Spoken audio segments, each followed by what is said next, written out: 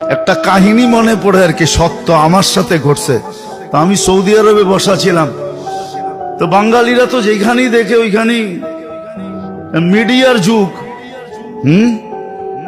তো একটা আসিল, কিছু ছেলে থাকে না একটু দুষ্ট প্রকৃতির, মানে ওই দুষ্ট না, ও হাসতে হাসতে বলতেছে, দূর হুজুর, আমগো বাংলাদেশি গো কোনো হিসাবই হইব না। ওই কেন? ওই কিয়ামতের দিন আল্লাহ জিজ্ঞাসা করবে, তোকে দেশ কই? কয় বাংলাদেশ। কইব যা, তোরা এমনি জান্নাতে যা, দুনিয়াতে বহুত কষ্ট করছ তোরা।